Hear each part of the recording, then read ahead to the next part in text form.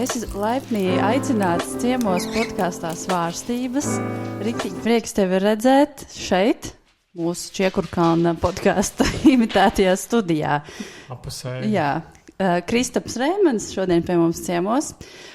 Mēs esam kaut kā izvairījušās pieteikt cilvēkus ar profesijām vai kaut kādām birkām, ko varbūt mēs gribētu uzlikt. Varbūt drīzāk pasaki tu pats, kas tev šobrīd dzīvē ir svarīgs un kas ir tās ikdienas lietas, kas aizņem tavu laiku. Jā, šis ir īstenībā jautājums, kas visvairāk domas manī raisa pēdējās. Vairāk jau kā 140 dienas es katru rītu sev uzdodu šo jautājumu, kas es esmu. Okay. Katru dienu tā ir cita atbilde. Man arī nepatīk kaut kādas birkas un lēblis pielikt pašam sev. Bet tāda godīga atbilde, es esmu tas, kas es esmu. Es esmu godīgs pret sevīm. Galvenokārt jau daļa no pasaules, daļa no visuma kaut kāda. Ja mēs skatāmies tādā profesionālajā ziņā, tad es esmu šefpavārs, esmu līdziepašnieks Baitmī-Rīga. Lielu savu dzīves daļu es pavadu sportojot un domājot par veselību. Kā nodzīvot, nevis kā nodzīvot, bet kā forši uzdzīvot arī vecumdienās. Nevis tikai izdzīvot, un tas kaut kā iet roku rokā ar to veselības aspektu, arī ar manu profesiju kā pavāram. Tā kā mana oma bija pavāra, mana obs bija uzņēmējs, tad es esmu apvienojis šīs divas lietas. Un vēl ikdienā es esmu tēvs arī, kas man ir ļoti svarīgi. Tā kā, tās ir tās lietas. Daudz šķautnes. Un es biju pie tevis meistarklasē. Tā kā tu arī dalies ar to visu. Jā, meistarklases ir, tā nav mana komfortzona, un man viņas piedāvā, man patīk pieņemt izaicinājumus, bet tas nav kaut kas tāds, ar ko es nodarbojos pamatā, bet zināšanām ir jādalās, un es vienmēr esmu priecīgs padalīties. Man šķita interesanti, ja es nepārklausījos, tu minēji, ka pēdējās tieši 140 dienas tu katru dienu uzdod sev šo jautājumu. Kas bija tas ir jaunā gada sākums, vai kāds ir tas aprēķins? Man ļoti patīk statistika, vispār kā tāda, man patīk dati un viņus analizēt. Man ir forša aplikācija, un es esmu sācis savu rītu iesākt ar meditāciju, un tas ir non-negotiable. Tur nav jā vai nē, neatkarīgi no tā, kur es atrodos un ko es daru. Man rīt sākās ar 30 minūšu meditāciju. Ja galīgi nav laika, tad vismaz 10-15 minūšu. Kā tu nonāci līdz šai praksē, vai tas ir kaut kāds, ko tu jau darīji iepriekš un tagad apņēmies to darīt tiešām regulāri un neizlaižot to, vai ir kāds ir bijis tavs ceļš līdz tam? Ja godīgi, pirmo reizi es atceros kaut kādu baigi foršu Hollywoodas filmu, un tad tur bija kaut kāds CEO vai lielu uzņēmumu vadītājs, un viņš sēdēja kalnos un skatījās un nekurienē un meditēja. Un es skatījos un domāju, šādi es gribētu kādu dienu. Un, protams, pamēģinot, šķiet, ka es daru visu nepareizi, nekas nesanāk, nāk 1001 doma. Un kaut kā laika ejot, es vairākas reizes to mēģināju, kaut kādos vai pasākumos, bet es to nebiju ieviesis ikdienā. Un, pagājušajā vasaras izskaņā es devos uz retrītu, kas bija meditācijas retrīts iesācējiem, tieši ievads meditācijā, un tur bija 3 diennaktis diezgan intensīva meditēšana no rīta līdz vakaram bez sarunām, un es sadzirdēju sevi, es sajūtu kaut ko tādu, ko es sen nebiju jutis, iespējams, ka nekad, un es redzēju, kā tas pavar skatu nevis uz ārpasauli, bet iekšā uz manīm, un un tas tajā retrītā arī tas nesākās, jo pēc tam sākās ikdiena, un tad atkal nevarēju atrast īsti laiku un tādu apņemšanos tam visam. Un tad es nokļāju baigi foršu aplikāciju. Varu padalīties varbūt uzreiz ar kādu? Viņa Insight Timer saucās, viņa bezmaksas aplikācija, bet forši man patīk tas trekot, un arī, ja tu kādu dienu neesi no rīta uztaisījis to meditāciju, viņš tev atgādina, un tad tāds, nē, es nevaru šito streiku pārlaust. Jā. Un īstenībā tās 5 minūtes, ja tev nav laika, un tur ir baigi foršie visādi skolotāji un mentori, un es tieši atradu vienu, kas man ļoti piesaistā, un sagādā tādu sazemēšanās sajūtu katru rītu. Arī, ja rīts ir sācies izaicinoši, tad es pārvēršu viņu tādā vienā stabilitātes punktā, no kā tad es arī sāku to savu dienu. Ko tu jau diezgan daudz pastāstīji par to, kādas sajūtas tas varbūt rada, bet kāds ir varbūt tas viens lielākais ieguvums no meditācijas tev tieši ikdienas dzīvē? Pirmais, kas man nāk prātā, ir novērtēšana, novērtēt to, kur es atrodos, kas man ir dots, kādi cilvēki man ir apkārt. Citreiz arī vienkārši sadzirdēt sevi un kas man ir tajā brīdī aktuāls un svarīgs un kā es jūtos. Tas brīdis sev un refleksija. Jā, varbūt refleksija vairāk darbojās vakarā, no rīta vienkārši būt, sadzirdēt sevi, jā, kas parādās tajā rītā. Ka tā diena vēl nav piedzīvota, jā, tas varētu atšķirties īstenībā. Jo savādāk nāk tik daudz domas un uzdevumu, kas ir jādara, un vienkārši viņas viss tā kā pastum malā, un tajā brīdī tu esi tikai sev un nevienam citam, un to nedalīto uzmanību velti pats sev, jo es ļoti labi apzinos un zinu, ka tā mana uzmanība, kas man bija pirms tam tika mētāta pa labi, pa kreisi, un es jūtos pilnīgi tukšs, un es nesapratu, kāpēc. Un tad es esmu nonācis līdz tam, kad es sapratu, ka es sev nedevu nekādu uzmanību, es neklausījos sevī. Jā. Ja runā par tiem jautājumiem, kas es esmu, ko es šeit daru, vai tās atbildes tev pēdējā laikā ir mainījušās? Es teiktu, ka viņas nav mainījušās, bet viņas ir palikušas skaidrākas. Jā, atskatoties uz tādu ilgāku laika periodu atpakaļ, es saprotu, ka es jau visu laiku kaut kur esmu bijis ap viņām. Tikai bieži vien tas prāts pieslēdzās un mēģina iestāstīt kaut ko citu. Un tad iemācīties to prātu nedaudz atslēgt un sadzirdēt sevi, tas ir, manuprāt, tāda augstākā pilotāža. Cik pārliecināts tu esi šobrīd savā dzīvē par tiem lēmumiem, ko tu esi pieņēmis dažādās dzīves jomās? Es šo vaicāju, jo mūsu podkāsts savas svārstības, un tas ir par to nemainību, bet jā, kaut kādu brīdi, kad tu esi augšā, tad atkal lejā. Vai pārdomā kaut ko, vai tu šobrīd apmēram saproti tos virziens, kur tu ej? Protams, dažādās dzīves jomās tas var atšķirties, bet ar ko tu esi gatavs padalīties?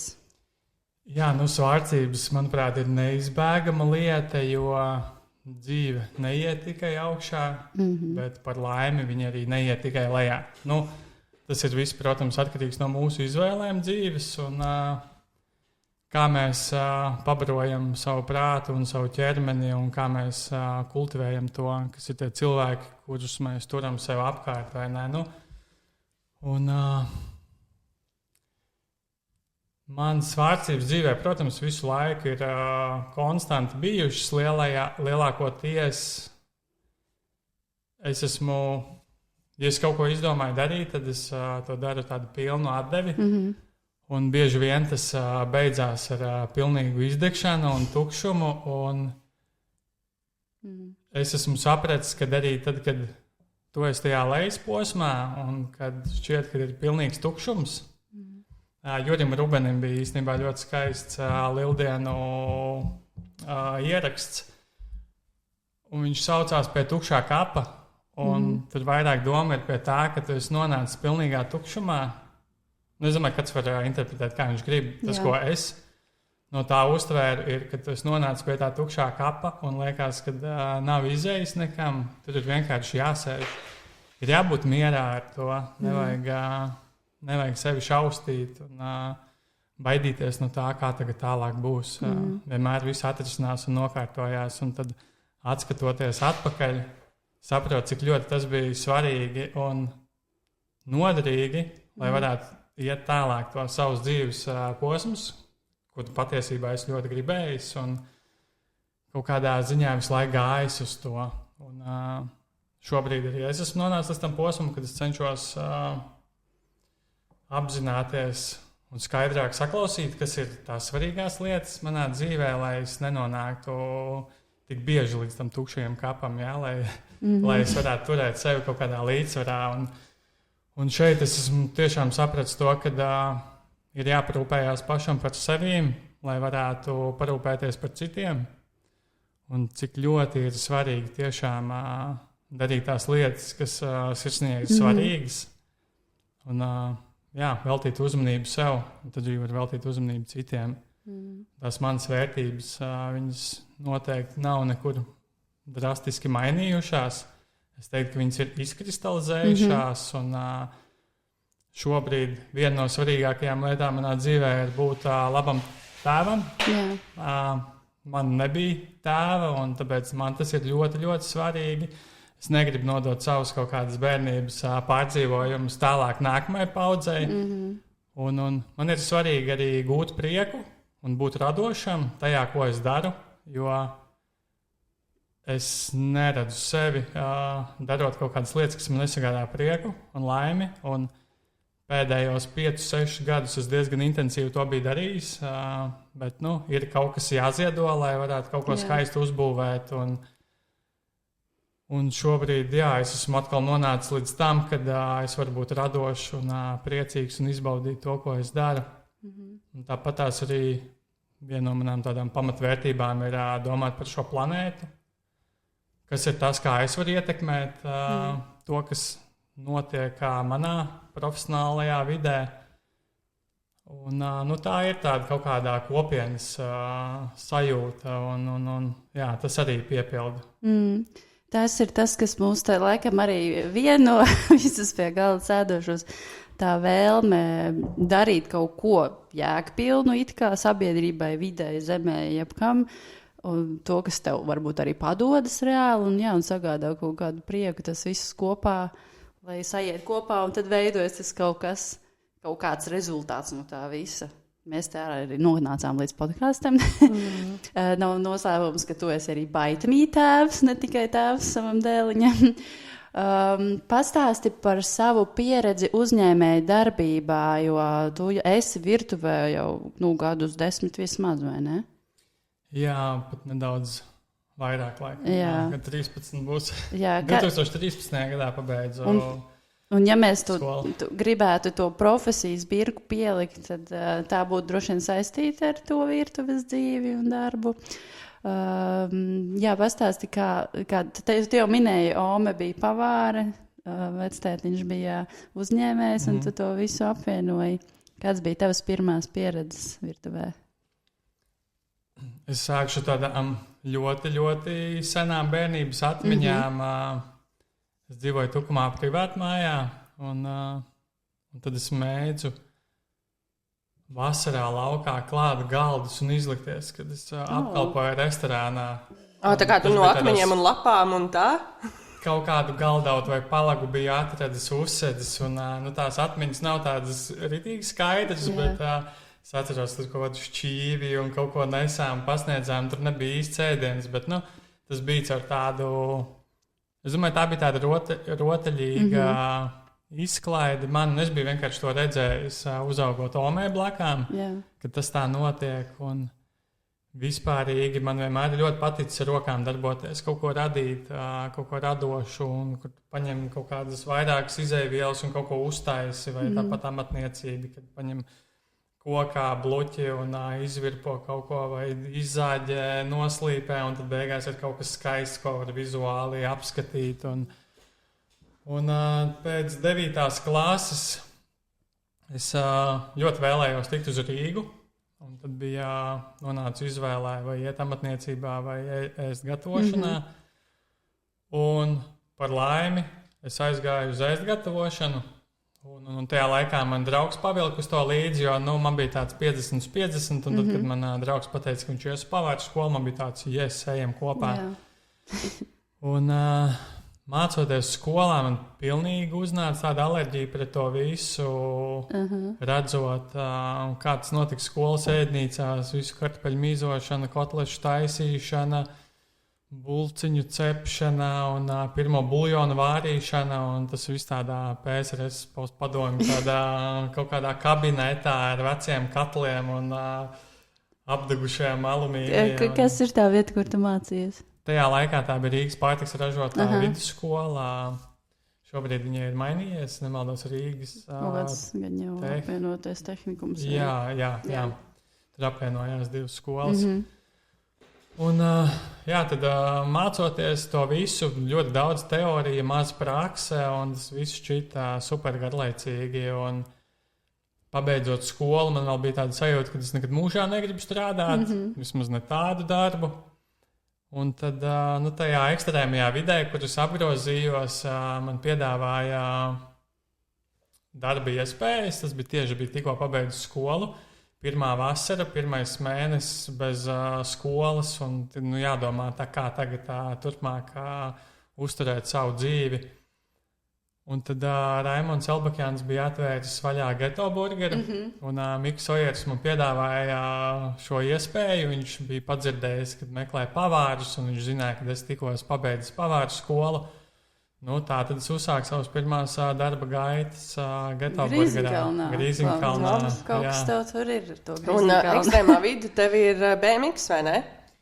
Jā, tas ir gan BMX, gan cīņu sporta, bet es esmu visu, ko esmu darījis diezgan ekstrēmi. Tā kā ekstrēmi. Mēs varētu arī paiet dziļāk šajā tēmā. Tā kā ekstrēmi, tas ir ar kaut kādām potenciāli ekstrēmām sekām, vai ekstrēmi no tavas puses, ka tu ekstrēmi daudz sev ieliec iekšā? Kas ir ekstrēmi? Ekstrēmi nozīmē, ka tur ir ļoti daudz riska faktoru. Tas ir bīstami. Jā, visi mani sporta veidi līdz šim ir bijuši diezgan tādi ekstrēmi. Tad par šo mēs varētu vēl paturpināt, bet pabeidz to virtuves stāstu. Jā, tad virtuves stāsts iesākās turpat Grīziņkalnā, Geto burgerā, kur turpināju taisīt tās pašas kotletes, iemācījos arī darboties ar kases aparātu un kā labi uzkopt, efektīvi grīdu izmazgāt, un visu pārējo. Sāku mācīties, kā komunicēt ar cilvēkiem, pie kas strādājot, un iemācījos diezgan daudz arī no ēst gatavošanas, jo bija jātaisa katru dienu arī pusdienu piedāvājumi. Un gadu pavadot tur, tad man parādījās iespēja doties uz ārzemēm, uz BMX treniņu nometni. Un ko es nevarēju apvienot. Bet es nevarēju apvienot to ar darbu, jo neviens man nedos 2 nedēļas brīvas, vai ne? Un tad es pieņēmu lēmumu, kad es eju prom no darba, jo tomēr gads nostrādāts, es esmu uzzinājis visu, ko es varēju uzzināt. Es arī jūtu to, ka tā vieta vairāk man neko nespēja dot. Un aizbraucot treniņu nometni, atgriežoties Latvijā, tieši pirmajā nedēļā uzzināju par to, ka Valmieru muižu vēstniecība Rīgā meklē pavāru. Man nebija ne mazākā nojausma, kas tā pa vietu ir, ko viņi nodarbojās. Es zināju, ka Valmieru muiža kaut kas foršs, latvisks, un man garšoja Valmieru muižu šalis, un likās tāds, šī būs vieta man. Un tad tur bija mans tāds pirmais lielais mentors ēst gatavošanā, Dzintars Kristovskis. Un principā es uzskatu, ka viņš man ir ielicis tādu visstabilāko to pamatu manā profesionālajā karjerā, un no kā tad tālāk es esmu viņu apaudzējis. Jā, viņam ir tādas vērtības arī diezgan skaidrs, cik var nojaust viņu ļoti labi nepazīstot. Un tā bija arī tāda tava pārēja vairāk tā kā no street fooda, iekšā, ja var tā teikt, kaut kas jau tuvāk fine dining, kaut kas tuvāk lokālajiem, kaut kas tuvāk. Un tur arī saprat, kur tev ir lielāka vilkme? Jā, redzi, Geto burgeris bija primāri pa burgeru, un tur bija arī pusdienu piedāvājumi. Tā kā viņš nosacīja diezgan tādu lielu ēst gatavošanas segmentu. Savukārt Valmieru muiža tajā brīdī, pirmajā gadā, kad es tur strādāju, mēs bijām 8. labākais restorāns visā valstī. Bija ļoti labi tur, es atceros. Tas man, priekš manīm tā bija raķešu zinātne, tas bija kaut kāds kosmos pilnīgs. Es tagad vēl ļoti spilgti atceros tās garšas, kad es pirmo reizi sasmaržoju kadiķogas ar baravikām.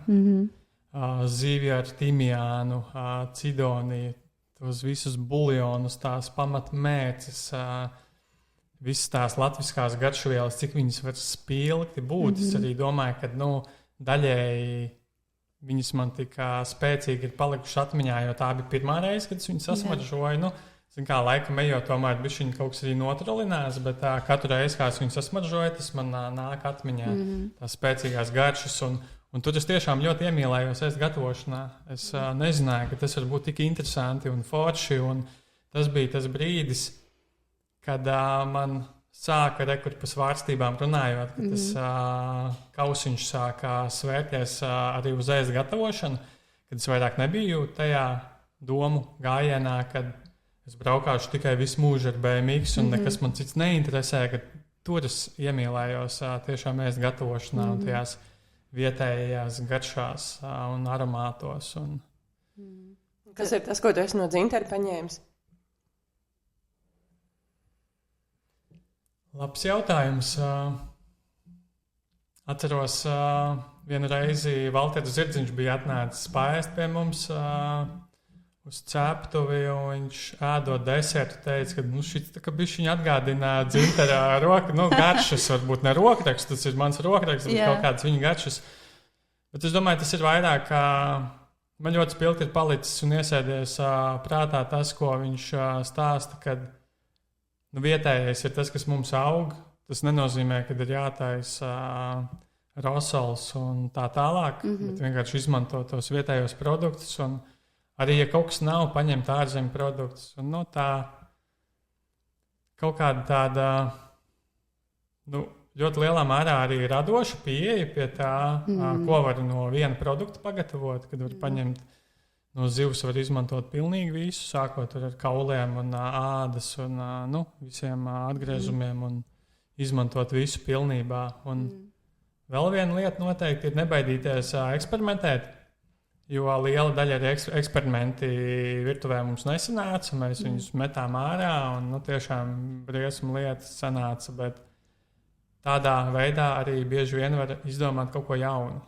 Viņš sasmējās par briesmu lietām virtuvē. Man šķiet, katrs no mums ir ticis pie visādām briesmu lietām, un acīm redzot, profesionāli virtuve vispār nav izņēmums. Bet kā tu atceries to? Izklausās, ka tev nenobiedēja arī tā darba vide, jo visādi stāsti par virtuvēm ir dzirdēti, vai Valmiermužas virtuvē tā bija tāda cieņpilna? Jā, mēs bijām ļoti mazs draudzīgs kolektīvs. Man liekas, tādiem maziem kolektīviem ir diezgan vienkārši. Viņš ir viegli vadīt, ir maz iesaistīti cilvēki, un tur daudz mērā katrs pats uzņemās to lielu daļu atbildību par savu darbu. Un tad vairāk arī Valmiermužā, kas man pēc tam dzīvē arī daudzās vietās, kur strādāja, pietrūka, kad Valmiermužā es radīju ēdienu no nullītes. Es biju iesaistīts no A līdz Z, un arī es to ēdienu aiznesu viesim un noliku uz galda. Viņš man prasīs, kāpēc tas ir tā, un es viņam varēšu atbildēt. Es domāju, problēma ir tādos lielos mehānismos, kur katram savs darbs ir jāizpilda perfekti. Un tad, ja tur kaut kas sāk klibot, tad tas gala rezultāts aiziet pilnīgi kaut kur greizi. Un tādās augstas klases restorānos to vienkārši nevar pieļaut, jo esot arī šobrīd kā ceptuves īpašniekam, baitmī, atnākot kādam viesim un atstājot sliktu komentāru par to, tas baigi ietekmē. Tas reputācija baigi iedragā, un tā Latvija ir tik maza, mums tas tirgus ir tik maziņš, un kaut kādā ziņā tāpēc arī rodās tā lielā atbildības sajūta, ka visam ir jābūt perfekti un visiem ir jāizdabā un nekas nedrīkst noiet greizi, jo tas var drastiski ietekmēt tavu uzņēmumu un biznesu un kā tu algas samaksās un tā tālāk. Baigies spiediens. Jā, atbildība ir milzīga tādā ziņā un spiediens ir pret visiem. Mēs noteikti parunāsim vēl par baitmīm, bet varbūt visam ātri ieskicēt, kā tev vēl gāja ceļš līdz pašam baitmī. Jā, tad Valmiermuža, tad tāda parādījās ideja ar draugiem filmēt filmu Pazus Latgalē. Tur man atkal neviens nedos mēnesi brīvu no darba, un man atkal nācās iet projām. Man ļoti patīk tas tiešām tāds svārstības par dažādām lietām, kas tev interesē. Jā, bija gads pagājis. Man liekas, atkal es esmu uzzinājis visu, ko es varu uzzināt. Es nekādu izaugsmas iespēju savu vairāk tur neredzēju. Un tā es aizgāju no darba projām. Aizbraucām, uzfilmējām foršu filmu, par ko man ir liels prieks. Ja man būtu vēlreiz jāizdara šī izvēle, es noteikti izdarītu to pašu. Ir ko tagad arī dēlam parādīt, un pašam foršas atmiņas, ko atcerēties. Un tad tālāk bija vēl viena viesnīca, kuras pastrādāja tepat Latvijā, un tad gan es sapratu, ka es vēlos paaugstināt savus ienākumus, un vēlos arī profesionāli augt, un Latvijā es tādu iespēju sev neredzēju. Un tajā brīdī es devos uz Norvēģiju. Jā, Norvēģija bija kaut kādā manā tādā čeklistā jau esot skolā, jo es biju dzirdējis par norvēģu algām un jūras veltēm un zivīm un to augsto dzīves līmeni. Un, man gribējās to izmēģināt uz savas ādas, un atkal parādījās forša iespēja, un tā es arī viņu izmantoju un aizbraucu. Bet pēc gada nostrādāt Norvēģijā, kur es nomainīju vienreiz darbu, es strādāju viesnīcas restorānā, kur bija baigā mašinērija, 300 sēdvietas, un tur bija baigi jākapā. Tur bišķiņa uznāca tāda nostalģija pēc tā, ko es darīju Valmēra mūžā, un viss bija tāds maziņš un skaists, un pēkšņi tāda vide. Tad pēc tam bija itāļu restorāns, kur itāļu šefpavārs apmācīja, kā taisīt picas mīklu, kā strādāt ar malkas krāsni, kā pagatavot itāļu desertus un tā tālāk. Un tad kaut kā baigi sagribējās aizbraukt pie palmām. Jā, tā kā Norvēģija bija ļoti skaista, romantiska, ar svecītēm, ugunskuriem un suņu kamanām un ziemeļblāzmām. Bet tomēr es kaut kā vienmēr esmu sev redzējis vairāk dienvidos, siltajās zemēs, un meklēju iespējas, kā aizbraukt uz Spāniju. Un tas arī nebija viegls ceļš, tur bija baigais piedzīvojums, jo pirmo reizi devos uz Spāniju busiņā ar savu draugu un suni trietā. Mēs iekāpām busā un no Siguldas braucām uz Malagu. Cauri Monako, un pirmā pieturvieta bija Čehijā, un uz busiņam izsit logu, man nozaga koferi ar visiem maniem nažiem un drēbēm un visu pārējo. Oh, no. Zinot, tagad tā atskatos, un kā es tajā brīdī neatbraucu vienkārši atpakaļ uz Latviju, jo tas bija viens nakts brauciens, un es izvēlējos vienkārši braukt uz Spāniju bez nekā. Man bija apakšbikses, zeķis, tēkreklis un bikses. Un tajā laikā es braucu zem BMX komandas, un komandas menedžers dzīvoja Barcelonā, un es sazvanīju viņu un sarunāju, ka viņi man atsūtīs drēbes uz Barcelonu. Un tā es braucu uz Barcelonu tajā vienā tēkreklā un biksēs, un tad Barcelonā es tiku pie jaunām drēbēm.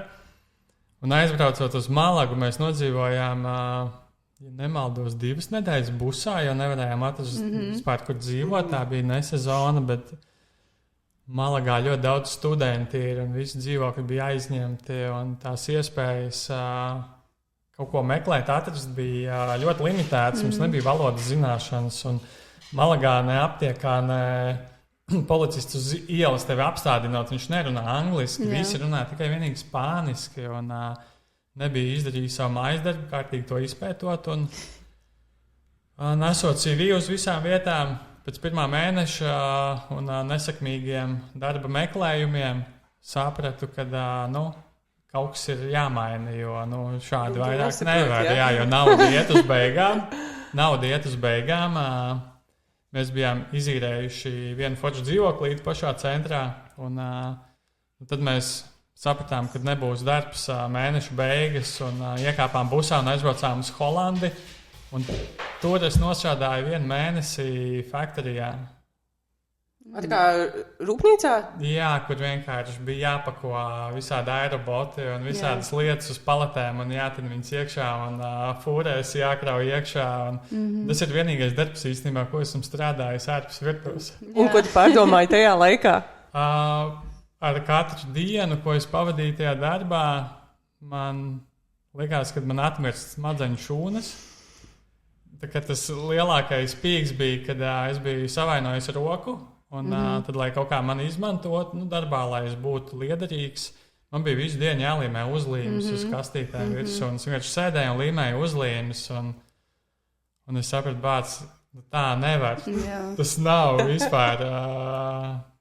Tāpēc es arī ļoti skaidri zinu, ka es nevaru darīt darbu, kas man nesagādā prieku.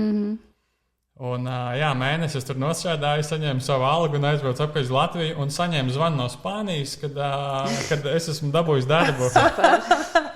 Un ko tālāk? Tad es nopirku lidmašīnas biļetes un aizbraucu uz Malagu atpakaļ un nostrādāju, gandrīz pusgadu vienā foršā mazā restorānā, kas man tieši pēc sajūtām atgādināja tādu Valmermoīšas vaibu. Šefpavāre bija īpašniece, viņa bija no Francijas, visu mūžu uzaugusi restorānos un tur mijās tāda franču klasiskā kulinārija kopā ar spāņu, tādu vidusjūras piesitienu, un tas man vēl pavēra pilnīgi citu skatu vispār uz ēdienu, uz jūras sveltēm, ļoti daudz ar svaigām zivīm strādāju tur, un arī tas franču mindsets arī bišķiņ pamainīja man. Tur bija ļoti svarīgi, kad tiek ēstas pusdienas, katru dienu visi pie galda apsēžās un pēd, un neēd kaut kādus atgriezumus, bet ēd tur lielopu steiku un pilskrūtiņu un svaigas zīvis un tik daudz tunas es nekad savā mūžā nebiju ēdis, cik tur ēdu. Un tā spāņu siesta arī deva savu piesitienu, kad sapratu, ka dienas vidū var pasauļoties, nopeldēties vai pagulēt, palasīt un turpināt darbu. Tas bija svētīgi, jo Latvijā es biju pieredzis, kad strādāju, tad es no rīta līdz vakaram esmu pakļauts darbam un viss. Es pat īsti nevaru atrast laiku, kur uz veikalu aiziet. Un tā siesta bija arī kaut kas tāds, kas noteikti man pamainīja to skatienu, kā virtuvē var strādāt. Tad pēc tam es nedaudz vēl pastrādāju Maltā. Un pa tām starpām atgriežoties jau no Norvēģijas, es nopirku food trucku. Savu busiņu, es sapratu, ka Latvijā es neiešu strādāt vairāk nevienā vietā, es gribu darīt kaut ko savu. Un tā reālā iespēja, ko es redzēju, arī finansiāli, kad es varu nopirkt to busiņu un es varu braukt pa festivāliem un izmantot savas restorānos iegūtās zināšanas street foodā. Ko tu gatavoji? Man bija pirmajā ēdienkartē, man bija sākot ar lielopu vaigiem, kas bija melnās šokolādes mērcē ar maziem jauniem kartupelīšiem, kurus es pārdevu pirmajā pasākumā vienu porciju. Tieši likās, tā nav pirmā asociācija food ar street food, jā. Un tad es vēl taisīju tīteņus, jeb šuvrāpus tortīlijās un izmantoju vienkārši labas sastāvdaļas, foršas garšīgus dārzeņus no tirgus un vistas krūtiņu, paštaisītās mēces. Un arī, protams, tur nageti, frī kartupeļi, un tad es dienas beigās vienkārši uztaisot atskaiti sapratu, ko un cik daudz es esmu pārdevis. Un es sapratu, ka es nevaru cīnīties pret pieprasījumu, es nevienam neieskaidrošu, ka tie lielopu vaigi, man liekas, tajā laikā pat 10 latiem vai eiro, es neatceros, bet tas bija gan uz pusi lētāk kā jebkurā restorānā. Tagad tādu busiņu gribētu. Tagad varbūt īstenībā viņš būtu aizgājis daudz labāk, bet peļņas ziņā bija ļoti ienesīgs pasākums, un es redzēju, uz ko var nopelnīt un uz ko nevar, un tad es sāku domāt, kā to apvienot. Bet tu arī kaut kādus apbalvojumus dabūji, vai ne? Bija kaut kādi pasākumi, kur man aicināja piedalīties, un tur bija arī kaut kādas simpātija balvas un viss kaut kas tāds. Un, lielos vilcienos tas bija ļoti forši. Varēja gan labi nopelnīt, gan varēja pietiekoši daudz brīvā laika sev veltīt. Tas bija tāds foršs process. Kas tad bija tās pārdotākās, pieprasītākās lietas? Numur viens noteikti tie paši frī kartupeļi. Bet tāpat latvieti vienmēr ļoti saprotami vista cūka. Kaut kādos tajos tīteņos rapos? Jā, vai vienkārši kastītē frī kartupeļu salātu un vistiņu, piemēram. Kaut kas tāds, ko saprot, jo bieži vien arī, tur jāsaprot to, ka tas ir kaut kāds festivāls un pasākums, un tu nenāc eksperimentēt tagad. Un kas iet labi kopā ar aliņu. Jā, tu vienkārši gribi izpildīt to uzdevumu, ka tev ir jājūtās pēdušam. Un es saprotu to, ka īstenībā mazajās pilsētās ir visforšāk braukt, man gribētos teikt uzstāties. Es kaut kā vienmēr esmu sajūties tā, ka es braucu kaut kur uzstāties. Jo tajās mazajās pilsētās īsti viņiem nekā nav. Nav īsti pat nekur dabūt frī kartupeļus, ne vispār kaut kādu tādu interesantu, jaunmodīgu ēdienu. Un tad tie pasākumi bija vienmēr tādi, kad cilvēki ļoti novērtē, nāk un pasakās. Un tiklīdz ir kāds pasākums Rīgā, tā visiem deguna gaisā un sākās kritika. Un, tā arī ir nepieciešama, bet noteikti vieglāk bija tādās mazpilsētās. Kur Busiņš ir tagad? Busiņu es pārdevu, tad, kad es nonācu pie... Tad, kad bija doma radīt ceptuvi Čau, tātad ceptuves Čau pirmsākumi bija man ar Kasparu Alksni, mēs ieguldījām pilnīgi visu, kas mums bija. Tā skaitā arī es pārdevu Busiņu un visu pārējo un visu ekipējumu no Busiņa, kas bija aizved uz Artilērijas ielu. Un tur tika ieguldīts pilnīgi visi līdzekļi, kas bija iekrāti un lai taptu ceptuvi Čau. Vai tu atceries to, kāda tev bija tā misijas apziņa? Man šķiet, ka tā varētu būt bijusi tāda misijas apziņa veidojot Čau, jo tā nebija vienkārši pizzērija. Tā vismaz, kā apmeklētājiem, tā bija tāda sajūta, ka tu ieeji vietā, kur ir kaut kādas vērtības, kaut kāda nostāja un kaut kas pa savam. Jā, tad tā ideja dzima Covid laikā. Un atskatoties, atkal liekas, kā tik lielu risku varējām uzņemties, bet personīgi manā prātā nebija neviena brīdi tā doma, ka tur kaut kas varētu nesanākt. Īstenībā es pat nedomāju par to, kas tur sanāks. Tas bija vairāk par to, ko es vēlos izdarīt, un viss apkārtējais likās nesvarīgs. Tā ir misija, kad ir vienkārši galvā skaidri redzams rezultāts. Un es ar Kasparu padzīvoju kopā Maltā to vienu ziemu pirms ceptuves Čau atvēršanās. Un dzīvojot kopā, mēs ļoti daudz strādājām. Principā no rīta līdz vakaram darbā, un tad tik cik mājās satiekās uz 3 vārdiem. Bet tas, ko mēs darījām, mēs kaut kur gājām kopīgi paēst. Kaut brīvdienu aizgājām kaut kur paēst. Un ēdiens bija tas, kas mūs ļoti vienoja, un tiešām tāds jēgpilns ēdiens. Un, mēs baigi novērtējām tās foršās vietiņas, kas bija un kas iedvesmoja. Un tas lika aizdomāties par to, kas vispār notiek Latvijā. Un, tā dzima tā ideja, kad ir jārada kaut kas tāds jēgpilns, kaut kas foršs. Sākumā mēs baigi koncentrējāmies uz to, ka tie mūsu apmeklētāji būs visi mūsu draugi, paziņas. Mēs tur ekstrēmajā sporta vidē esam.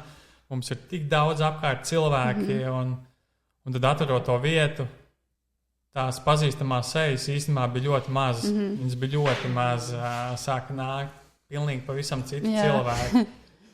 Un katra diena bija ļoti daudz izaicinājumiem, bet tā dienas beigās tie labie vārdi, ko mēs saņēmām, tas bija tāds, es pat gribētu teikt, negaidīts, jo, godīgi sakot, es nebiju to gaidījis, kas notiks un kādas iespējas no tā visu pavērsies. Jo, nevienu brīdi nebija tāds mērķis, nezinu, kādam kaut ko baigi pierādīt, vai vairāk bija tāds, kad gribās parādīt, kā var izdarīt. Šādi arī var. Par šo starp citu. Es atceros, tad, kad es ar vīru bijām aizgājuši pirmo reizi pizzeriju, es godu vairs neatceros, tu vai Kaspars bija pretī, un nebija cilvēku, un mēs tur, tā kā, kas te ir, ko pasūtīt, kā un kā, un tad ir tas stāsts par to, ka, un kur mums ir eļļa no Latvijas rapšiem, mums ir tas, un es atceros, un bija tāda piebilde, sāls vienīgi nav no Latvijas, un es atceros, tajā brīdī man bija tā, ej, tu nost, cik kruti, ka tā var, jo, protams, ir viegli aizbraukt uz promo cash and carry, salasīt visu, ko tur var salasīt, izdevīgāk un tā tālāk. Un tad tā bija sajūta, ko es ļoti, ļoti novērtēju. Un tas baigi kruti. Jā, bija sajūta, ka tā vieta ir izveidota balstoties kaut kādām tiešām jūsu vērtībām, kas jums tajā brīdī bija izkristalizējušās. Bet cik viegli ir noturēt tās savas vērtības, un tad ir tā uzņēmējdarbības puse, kad tam ir jāatpelnās un tad jādarbojās tam mehānismam. Es gribētu teikt tā, ka tas ir ļoti reāli izdarāms. Mēs to pierādījām, ka to var izdarīt. Cik tas ir ilgtspējīgi, tas ir cits jautājums. Jo šeit atkal man ir jāpiemina, ka tas bija diezgan ekstrēmi, tas, ko mēs darījām. Tās 6 dienas nedēļā strādāt, tas nav ilgtspējīgi. Un arī pie tāda biznesa modeļa mēs ļoti labi spējām nopelnīt paši sev iztiku un samaksāt visu rēķinus. Bet, ja mēs gribētu augt un attīstīties un paši paņemt kādu brīvdienu, tas vairāk nebija rentabli. Un tas milzu darbs, kas tika paveikts ārpus darba laika, tā paša produktu iegāde, sagāde un konstanta komunikācija ar zemniekiem. Tas viss tomēr prasīja ļoti daudz enerģiju. Un es redzu, ka to var darīt, bet tam ir jābūt ļoti ērtā lokācijā ar iespējām konstanti visu laiku nodrošināt cilvēku plūsmu. Jo, būsim reāli, Grīziņkalns ir ļoti foršs rajons, bet es esmu novērojis to, ka ir vairāk tāds guļam rajons, kur no rīta pamosties, dodies uz darbu, vakarā nāc mājās. Tas nav tāds, kur ikdienā dzīvība kūsā un viss notiek. Brīvdienās varbūt tikai. Jā, piekdienas, sestdienas, svētdienas superīgi un tās pārējās dienas ir jādomā, ko darīt. Jo vietiņiem ir forši, tīpaši vasarā blakus ziedoņdārs, māmiņas ar ratiņiem un suņi iet pastaigāties un tiešām viss ir forši, bet kaut kādas ambīcijas lielākas izpildīt, tās telpas atļauj, tiks viņas atļauj. Un viena no arī lielākajām tādām problēmām bija tā vieta. Tie 45 kvadrātmetri, kur katru nedēļu ir jāpasūta viss no jauna. Un tā bija baigā loģistika. Mums visi produkti nāca kāds pat tiešo no zemnieka, no piegādātāja. Tad kaut ko vada pirmdienā, kaut ko vada otrdienā, kaut ko vada trešdienā. Mēs varamies vaļā ceturtdienā. Kādam ir jābūt uz vietas pirmdienā, otrdienā, trešdienā. Un kaut kas vēl kaut kādā brīdī aiziet greizi. Jā. Es atceros īstenībā, ka sākumā, ja jūs šķietami apmeklētājiem nestrādājāt katru dienu, un tad varbūt tas pirmais iespējas tam cilvēkam ir, ka tikai tur dažas dienas nedēļā un dažas stundas strādā, vispār es nezinu, kad jūs būsiet vaļā. Bija kaut kādas šī tādas kritikas arī. Man savukārt tas likās ļoti pat simpātiski, ka jūs, kāpēc gan ir jāstrādā visiem visu dienu, vai ne? Ja tu tiešām vēlies aiziet, tu paskaties, kad tu vari aiziet. Bet, ne jau jūs atpūtāties, varbūt, vai ne? Jūs strādājāt vienkārši tos darbus, kas ir jāpadara, kad cilvēki nav uz vietas. Tas tā nav gluži negribējām strādāt tajā brīdī. Jā, tieši tā. Es arī to redzu, ka tas bija tiešām tāda teātra izrāde. Tas bija kaut kas cits. Tas nebija tāds parastais biznesa modelis restorānam, kafejnīcai. Jā, tieši tā. Tas atšķirās. Un tad čau vairs nav, bet ir Bite Me. Jā, tad aizslēdzot čau durvis, veselu gadu es turpināju tās telpas īrēt. Es viņus izmantoju saviem pasākumiem. Es esmu gan Bite Me līdziepašnieks, gan arī nodarbojos ar privātiem projektiem, kas vairāk ir tādi ekskluzīvi ēdināšanas pakalpojumi. Es pat teiktu tādi neordināri, kas ir bišķiņā ārpus tā ikdienišķā piedāvājuma, ko parasti piedāvā banketērijas. Un es gatavoju dažās kāzās, bet es ļoti, ļoti rūpīgi izvēlos, kam teikt jā un kam teikt nē. Bet tas ir caterings, pareizi saprotu, jā? Jā, tas ir caterings, bet tas ir kaut kas tāds, kas man interesē. Tas man būs interesanti, un es zinu, ka es no tā dabūšu kaut kādu prieku ārā, tad es to ņēmu, un pārsvarā tās ir mazas kompānijas līdz 30 cilvēkiem. Tas nav tur kāzas 100 cilvēkiem, un tagad taisīšu rosalu bļodas. Pārsvarā cilvēki arī izvēlas mani, jo viņiem patīk tas, ko es daru, un viņi grib kaut ko īpašu. Man ļoti patīk, ka es tā radoši un individuāli pieeju katram. Tur jaunais pāris, kas ir jūsu mīļākie ēdieni, vai kaut kā tā. Un tad dažādi citi pasākumi, ko man piedāvā vēl, kas ir kaut kāda uzkodu pagatavošana, vai arī tās pašas meistara klases. Un tādu es 1 gadu forši nostrādāju. Īstenībā tas tā profesionālajā vidē man bija vislabākais gads manā mūžā, jo man bija pietiekoši daudz brīvais laiks. Tā bija ļoti skaista vasara. Varēja katru nedēļu braukt, sauļoties un peldēties. Un visam pietika gan sev, gan visāda veida attiecībām, un arī darbam palika pāri, un viss bija baigi forši. Bet nāca ziema, un tad es domāju, ko lai tām telpām dara. Vai viņas dot kaut kur projām, meklēt kaut kādu darbu. Es jau skatījos, kādi darba piedāvājumi varbūt iet kaut kādā restorānā, un tagad mēģināt kādu šefpavāru vai sūšefu amatu. Un diezgan ilgi es par to domāju un sevi šaustīju. Un esot tajās telpās, bieži vien bija tā, ka cilvēki iet garām un parauz durvis un tā kā, kaut ko dabūt. Un sapratu, ka kaut kāda taciņa jau tur ir iestaigāta. Tur jau ir kaut kāda sava auditorija. Tāpat tās arī ik pa laikam kāds prasa, vai būs kaut kur, kur varēs aiziet tavus gardumus dabūt.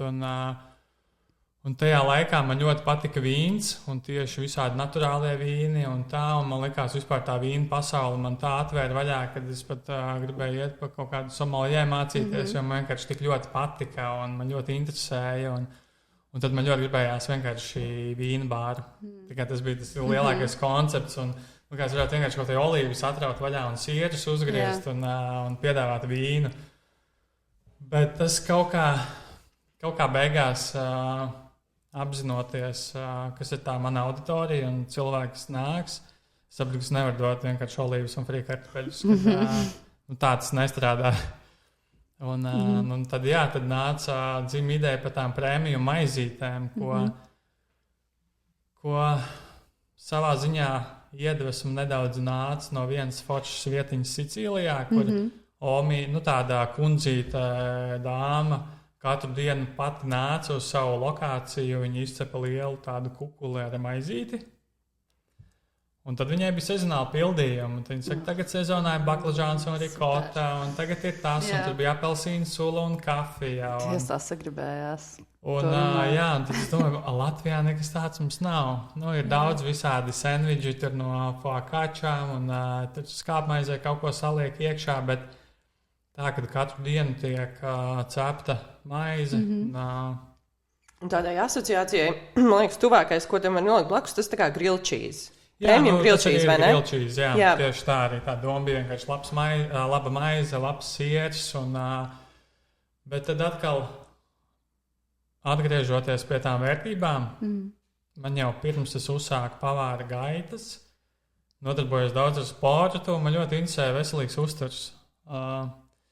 Es ļoti skatījos, ko es ēdu. Es pirku makaronus, es pirku pilngraudu makaronus. Skolā tas ir 10. klase. Kā visi tīņi. Un es vārīju olas, turēju leduskapī. Ja man vakarā gribējās kaut ko uzēst, tad es ņēmu no leduskapā vārītas olas ar svičulī mērcīti. Tunča buņģiņas vienmēr leduskapī, tāpat kā konservētās pupiņas. Un ļoti daudz olas, vistas filēja un pilngraudu produkti. Un tad kaut kā uzsākot tās restorāna gaitas, tas viss bišķiņ tika pastumts malā, jo tomēr tur visur jābūt daudz cukuram, vienmēr ir baltais cukurs un tonna ar sviestu visur. Tad izejot to visu restorānu ceļu, atgriežoties pie tā foodtreka, un tad, kad es pats sāku gatavot un domāt receptus, jo vienā brīdī jau tās receptes pats sāku domāt. Man citreiz ir neērti pašam sevi saukt par šefpavāru, jo man liekas, kurš tad man to ir titulu iedevis, vai ne? Es pats viņu izdomāju, bet tajā brīdī, kad es saprotu, kad es pats radu receptes, tad es saprotu, ka sev var saukt par šefpavāru. Un tad es vienmēr skatos, ja tas ir cukurs, tad izmantoju kaut kādu tur nerafinēto cukuru, un ja ir milti, es skatos, varbūt tos miltus var aizstāt ar griķu miltiem, vai auzu miltiem, vai pilngraudu miltiem. Un kaut kā vienmēr tas veselības aspekts ir palicis ar vien spēcīgāk un spēcīgāk. Un tad arī šovasar, tad, kad es biju pilnībā izdedzis, man likās, ko es vispār savā dzīvē daru un kas man vispār interesē, tad es sajūtu tādu vēlmu, pilnīgi gribās iet mācīties uzturas zinātni, jo man vienmēr ir tik ļoti tas paticis. Bet es sapratu to, ka es tāpatās ar to nodarbojos, jo vienkārši man nav diploms, bet es to daru. Es domāju par to, ko es ēdu un ko es dodu citiem arī. Un es arī redzu, ka nākotnē šī pati grilmaize var būt kā kaut kas ļoti, ļoti mums ķermenim labs. Ka tur klāt ir nevis pliki baltie milti, bet tur ir pilngraudu milti. Un tur nav tikai siers un sviests, ka tur var ielikt daudz visu kaut ko labu un vērtīgu. Jā, tie pildījumi ļoti dažādi. Bet tagad Baitmī ir rekonstrukcija, pauzīte. Un tiks, kā notiks šī vietu maiņa. Jā, nu redz, pēc katrām grūtībām seko kaut kas skaists. Un pēc dienas nāk nakts. Un pēc nakts atkal diena. Un tāpatās arī pēc ziemas ir pavasars. Un tāpatās arī šobrīd tika izdzīvots tās diezgan izaicinošs posms, bet tas pavēra iespēju pacelties pilnīgi citos augstumos.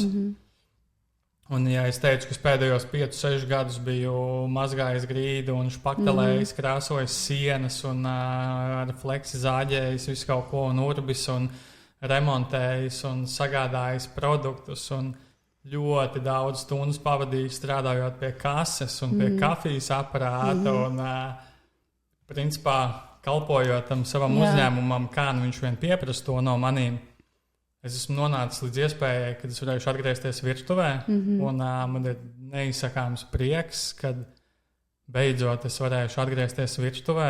Es neesmu tik sen vienkārši gājis un strādājis tikai un vienīgi ar ēdienu, ar receptēm, ar ēst gatavošanu. Un šis viss gads pēdējais, būšu godīgs, bija smagākais gads manā mūžā, kāds jebkad ir bijis. Bet es tomēr pavēru šo iespēju, kad es varēšu darīt to, kas patiesi man sagādā prieku. Vai tu vari patīzot, kas ir tas, ko mēs varam gaidīt no tevis? Kas ir tas?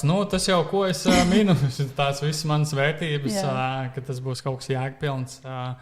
Tā koncepts nemainās, Baitmī ir grilmaižu vieta. Daudz vairāk būs arī bezalkoholiskie dzērieni un tas segments, jo šobrīd arī es esmu atturībnieks un man ļoti interesē vietas, kur var aiziet un baudīt foršus dzērienus, kas nav tikai saldinātās kambučas vai labākajā gadījumā kvass. Pastaigājot pa vietām ir tik šaurs piedāvājums, un es saprotu, kāpēc, jo, ja mēs skatāmies no biznesa viedokļa, tad visvairāk pelna tas pats alus un kokteļi, bet es redzu lielu potenciālu tam veselīgajam aspektam nākotnē, un tas man vienkārši svarīgi. Es to darīšu jebkurā gadījumā, nedomājot par to, vai tas man tagad nesīs nereāli lielu peļņu vai nē. Tas ir tas, kas man patīk, ko es gribu. Es neizslēgšu iespēju cilvēkiem iegādāties arī vīnu un kokteļus un aliņu. Un tāpatās arī pa kādu neveselīgāku ēdienu vai ne. Citreiz arī mēs esam pelnījuši sev palutināt ar kaut kādu vienkārši eļļainu viestmaizi vai ne, siermaizi. Bet es gribu, lai tā vieta arī ir tāda, kur tu vari nākt ikdienā paēst un kur pādot ēdienu, tu jūties pirmkārt jau priecīgs par to, ka tu dabūjis kaut ko garšīgu. Otrkārt, tas prieks vēl kaut kur vairāk pastiprinās, tad, ja man personīgi, kad es zinu, ka tas ir bijis kaut kas labs un ar šķiedrvielām un olbaltumvielām, vai ne? Man tāds ir, kas parūpējos par sevi. Vērtīgs tavam organismam. Jā, un tā misijas turpināšana izmantot vietējos produktus, cik ir iespējams, un domājot arī par planētu, liela daļa no izēvielām būs bioloģiski audzētas. Šīs visas man ir ļoti svarīgas lietas, sākot jau no iepakojumiem, beidzot ar pašu pārtiku un pieeju. Un būs ļoti, ļoti skaista vieta 11. novembra krastmalē ar skatu uz Daugavu. Vairāk kā 45 kvadrātmetri? Jā, stipri vairāk. Kad mēs varam gaidīt kaut kādu aptuveno atvēršanos? Maija vidus. Super, tad uz vasaru kā reiz, ar Ričuku var aizbraukt un... Bet kā tu domā, kas varētu būt lielākie izaicinājumi tādi jaunās vietas atvēršanā, uzturēšanā? Es varu runāt tikai personīgi no tās sava aspekta. Man lielākie izaicinājumi ir noticēt sev. Vienkārši ticēt sev un nešaustīt, jo tas, kā latviski ir impostoru sindroms. Jā, viltvāžu sindroms. Jā, viņš ik pa laikam piezogās kaut kur, bet uzticēties procesam. Un es esmu iemācījies izbaudīt to, ja kādreiz man gribējās rezultātu, tad tagad otrādāk ir reāli. Es, protams, gribu arī rezultātu, bet es ļoti izbaudu to, kas šobrīd notiek, un tas ir skaisti un forši. Tā kā es baigi tādus lielus izaicinājumus neredzu, jo viņi būs tāpatās, jebkurā gadījumā. Uz viņiem nav jēga koncentrēties un fokusēties. Viena no lietām, ko es tagad skaidri un 100% zinu, kad janvārs, februārs ir cateringā briesmīgi mēneši, un par viņiem ir jāsāk domāt jau tagad. Tā kā reāli maijā jau tu sāc atlikt naudu priekš janvāra un februāra. Briesmīgi, jo tad nav ko darīt? Cilvēki ir visu naudiņu notrelinājuši, izdzīvojušies, ir visādas jaunā gada apņemšanās, un tagad jādzīvo taupīgi, un tagad es pats mājās gatavošu, un laikapstākļi, saule nespīd, ir palāks, es gribu iediknāties zem sēgas, un varbūt kaut ko valtā pasūtīt. Cateringam vienmēr tie mēneši, un pēdējais gads, no tik daudz cilvēkiem esmu dzirdējis, ka tukši restorāni kā nekad. Pat salīdzinot tādus 10 gadu griezumus. Tepat Latvijā pie mums. Tā kā vienkārši ir laiks jādomā par nākotni, bet baigi nevajag ieciklēties uz kādiem izaicinājumiem. Viņi tāpat būs. Izklausās, ka tu jau arī loģiski, tu esi ļoti daudz kam izgājis cauri, un tev ir ļoti reāls skats uz to. Tev nav tādas rozā brīles. Jā, kaut kāda pirmā pieredze no nulles, kad vispār nav nejausmas, ko varētu sagaidīt. Ļoti uzrunā tava pieturēšanās pie vērtībām, un tiešām tas ir tas, kāpēc, piemēram, es izvēlēšos pie tevis aiziet un neēst, jo, ka tu jūti, ka tā nav vienkārši kārtējā vieta. Bet tur tiešām ir kaut kādas vērtības tavas pamatā. Un to arī mēs esam redzējuši arī caur to pašu Baitmī, kad, piemēram, bija protesti, ka jūs aizvērāt cietvietu, jūs paši gājāt uz protestiem un nebaidieties paust savu viedokli arī dažādos jautājumos, kas jums ir svarīgi. Tas arī, manuprāt, ir ļoti mūsu vērtībām atbilstoši. Jā, viena no arī uzņēmuma vērtībām ir būt sociāli atbildīgiem. Un būt ar savu mugurkaulu un nebaidīties paust savu viedokli un neizdabāt visiem un glaudīt pa spalvai, jo es tiešām neuzskatu, ka tev var būt vērtības un centies visiem pielāgoties. Kaut kur vienā brīdī viņas vienkārši pazudīs, un ja viņi nebūs vērtības, tad kas vispār būs? Mēs par darbu esam gana daudz runājuši, varbūt varam atgriezties pie tā, kā sevi uzlādēt tam visam, un kas ir tie veidi, kā tu pats atjaunojies un atjauno tos savus spēkus. Jā, tad te laikam bišķiņ jāatgriežās ir pagātnē, un es visu mūžu uz tiem ekstrēmiem sporta veidiem nodarbojies, un tas man likās, ka tas man ļoti piepildā, un tad, kad es nododos skateparkā BMX treniņam, es esmu pilnīgā savā zonā, viss apkārtējais pazūd un nekas neeksistē, un esmu tikai es. Un, protams, tas ir ļoti skaisti un labi, bet tad, kad es aizgāju prom no BMX, man piedzima dēls un es sāku savu uzņēmumu, es sajūtu sevi iekšā milzīgu tukšumu sajūtu, tad, kad es nebraukāju to BMX. Man nebija tā iespēja aizbēgt. Un tā iespēja aizbēgt, iespējams, nāca daudzos neveselīgos veidos, kā tas pats laika veltījums uzņēmumam. Vienkārši tagad es veltu laiku uzņēmumam. Tas ir īstenībā, kā es principā aizbēgu. Tajā brīdī es neapzinājos, ka tā ir kaut kāda aizbēgšana, un arī tas viss ekstrēmais sports, es tajā laikā arī nesapratu, ka tā ir īstenībā bēgšana no kaut kā. Un Jā, kad visu laiku tā bija tāda kaut kāda bēgšana, un tad man likās, ka man tagad BMX ir kaut ko jāizvieto, un tad sāku cīņu sportus, un jo, es gribēju būt izveicīgs un veikls, un, manuprāt, vīrietim ir svarīgi, kad viņš var aizstāvēt savu ģimeni un parūpēties, ja rodās kāda bīstama situācija kādreiz. Tā kā, tas ir, es domāju, ļoti nepieciešams, bet darīt to veselīgā veidā un ar prātu, neaiziet kaut kādos ekstrēmos, un tad man ļoti iepatikās skriešana, jo to es varēju darīt pilnīgi jebkurā laikā. Parasti man izvēle bija no rīta pamostoties, iet paskriet, un tas, kas notiek, tas vienkārši kaut kas maģisks, un es domāju, tas ir jāpiedzīvo, lai saprastu, par ko iet runa. Tas tā uzlādē, bet savā ziņā atkal es no kaut kā bēgu, un es vienkārši skrēju un muku projām no sevīm, un tad vienā brīdī notika traks negadījums, kad man apstājās sirds skrienot. Jā.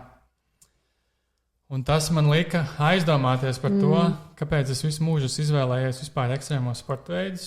Jo, tas ir diezgan tās trikīgi, kāpēc, lai tu izaicinātu kaut kādu likteni, vai ne? Un vienmēr tie mani sporta veidi ir bijuši tādi individuāli, kad es esmu viens pats, un man vienmēr grūti komandā kādu sadarboties, un es esmu daudz laika pavadījis pašizaugsmē un reflektējis uz to visu, un es esmu apzinājies un nonācis līdz secinājumam, no kurienes tas viss nāk.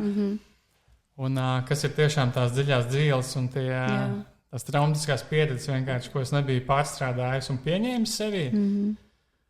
Un es ļoti daudz muku no tā visa, un es to apslāpēju sportā, arī visādās citās atkarībās, un tad, kad es no vienas atkarības tiek vaļā, tad kaut kur kāda cita parādījās, un tad tas viss beigās sapratu, tas ir neveselīgi, man vajag veselīgā veidā to risināt, un tad bija šī pārmērīgā skriešana, es katru reizi pārspēju savu laiku, es noskrienu, ka rīt skriešu vēl ātrāk, bet man labi sanāca, un es labi jūtos, un man bija labi rezultāti. Un tas jau arī to visu tikai kurbulē vairāk un vairāk. Es tā kā beidzot veselīgi dzīvoju. Vai ne, jo tu sporto? Jā. Un, tad tas negadījums man pilnībā pagrieza pasauli kājām gaisā. Es biju miris uz 3 minūtēm, līdz ar ko man tas arī mainīja bišķiņ tādu skatu uz dzīvi. Novērtēt ikdienu, kas mums ir dota, tiešām novērtēt, jo mēs nekad nezinām, kad viņi beigsies, un īstenībā jau arī viņai beidzoties, mums jau viss ir kārtībā. Piemēram, man jau viss bija labi, bet tas, kas man visvairāk satrauc, ir, kas paliek pēc manis, kā apkārtējie cilvēki, kas paliek šajā pasaulē, kā viņi jūtās, un kas ir tas, ko es esmu atstājis, par ko es esmu parūpējies līdz šim vai ne. Tas man pilnībā lika paskatieties uz lietām savādāk. Bet tad, kad es aizgāju otrā galībā, man liekas, ka tagad es trenēšu smadzenes un iemācījos šahu spēlēt un lasīšu grāmatas un, nezinu, varbūt tieši golfu spēlēt vai vēl nezinu ko. Kaut kādas fiziskas aktivitātes man vajag darīt un man patīk. Un tad es atkal nonācu līdz kaut kādam līmenim, kad es jūtos tās diezgan nevērtīgs pats priekš sevīm, jo man vienmēr ir bijusi svarīga, tā mana vērtība ir arī tas aktīvais dzīvesveids, un ja es to nedaru, tad es vienkārši palieku, vienkārši dzīves prieks pazuda, un man nebija prieka vispār pilnīgi par neko. Un tagad pēdējā principā pusgada laikā esmu sapratis to, ka ir ļoti svarīgi parūpēties par savu mentālo veselību, bet arī par fizisko. Nav viens bez otra. Mēs esam, tas ir, man ir viens organisms, gan smadzenes, sirds un ķermenis, un ir jārūpējās par visu un jārūpējās tādā veselīgā veidā, kas ir tāda garīga izaugsme un sportošana un veselīgs ēdiens un saprast, kas ir tas, kas tev pašam sagādā prieku. Man, piemēram, ļoti svarīgi šobrīd ir būt ik pa laikam klusumā, mierā ar sevi, vienalga, vai tas ir kāds pārgājiens, vai tas ir kāds retrīts, kur tu aizbrauc un 3 dienas ar nevienu nerunā. vai tā ir vienkārši aizbraukšana, pasēdēt mežā, palikt pa nakti, piemēram, teltī, vai apmeklēt kādu pasākumu, vai iet paskriet. Tās iespējas ir tik daudz un dažādas, kā ļaut savam prātam šī nomierināties. Tur tiešām pirmā stunda vienkārši prātā nāk tik daudz visādas domas un idejas, un otrā stunda jau viņas paliek jau mazāk, un tad trešā stunda, piemēram, jau sāc jau tāds saprast, ka nekas apkārt nenotiek, sāc sadzirdēt sevi, un tā arī tā rīta meditācija, arī, principā, tu vari viņu kultivēt katru dienu kaut vai pa bišķiņam. Nevajag uzreiz tur, es tagad braukšu tur mēnesi projām kalnā dzīvošu, piemēram. Tu vari katru dienu sākt to meditāciju. Un, protams, ik pa laikam ir forši arī paņemt kādus tādus pasākumus, kas tā kā, es to pielīdzinu, kā, piemēram, pistolē šaujampulveri iebērt iekšā un izšaut. Tie tādi retrīti un tādi pasākumi to iedod. Man riktīgi patīk, tev pavisam nesen Instagram bija atskats uz vienu no šādiem brīžiem, kur tu esi devies dabā, un tur bija viena bilde, kur tu esi uzkāpis kokā. Un es skatījos, man likās, Dievs, cik forši, pieaugušie tā nedara. Tas arī kaut kādu, es vismaz tur sajūtu kaut kādu ziņkārību, kaut kādu bērnu prieku, un man liekas, tas arī super iedvesmojoši, beig feini. Jā, es pēdējā laikā arī esmu sācis iet uz boulderingu. Es esmu bijis uz 2 nodarbībām, bet es sapratu, ko tas man sniedz. Man tas sniedz to iekšējā bērna pabarošanu, vienkārši, kad kaut kur āpties un kāpt, un tas ir ļoti, ļoti vērtīgi. Vispār ļoti novērtēju, cik tu esi atklāts. Tā kā paldies par to, ka tu tā forši dalies. Nav par ko, ņem par labu. Vai? Jā, lai tev izdodas tiešām, pagaidām izklausās tāds labs ceļš uz tādu balansu, ja vispār tāds eksistē. Un noturēt to samērīgi ar visiem darbiem un sevis uzlādēšanu. Es gribēju arī pateikt jums lielu paldies. Mēs nākam jau pie noslēguma.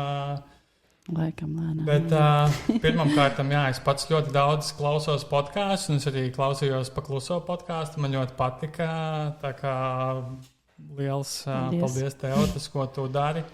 Es tiešām uzskatu, ka tas ir jēgpilni, un tas ir tāds, kā šo pasauli padarīt labāku starp šādām atvērtām sarunām, un varbūt kāds no tā kaut ko sadzird un paņem. Un, tā kā tas arī ir, manuprāt, tāds sociāli atbildīgs lauciņš. Un savukārt tev arī es skatījos, tu nodarbojies ar coaching, bet ar mentoringu,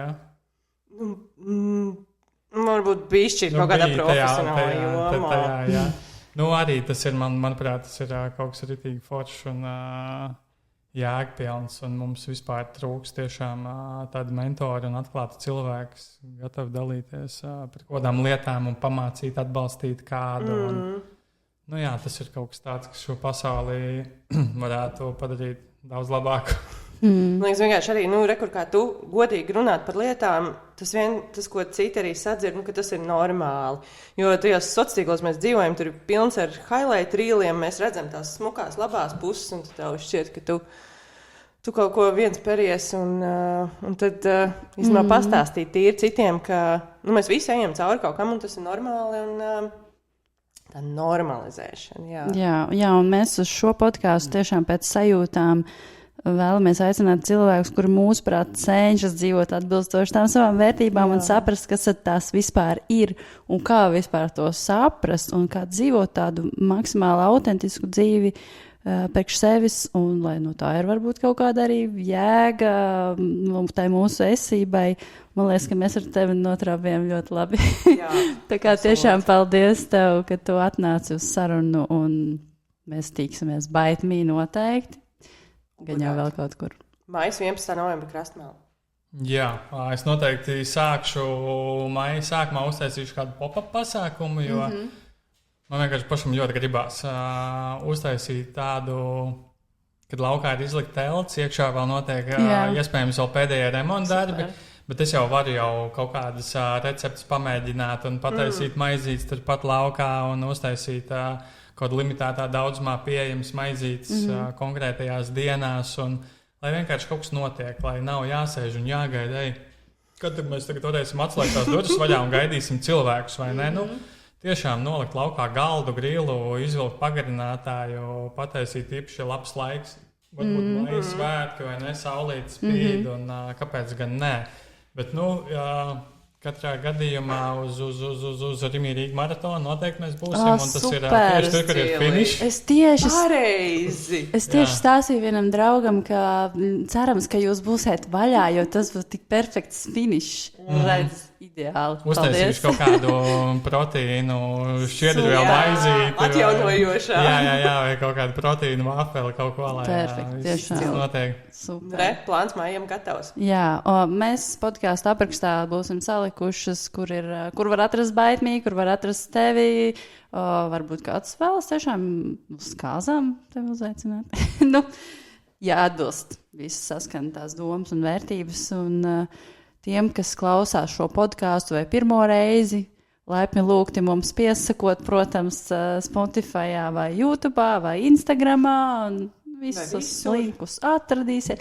Jā, vai visur skatieties, kur labāk patīk, kur ērtāk. Novērtējam arī atsauksmes.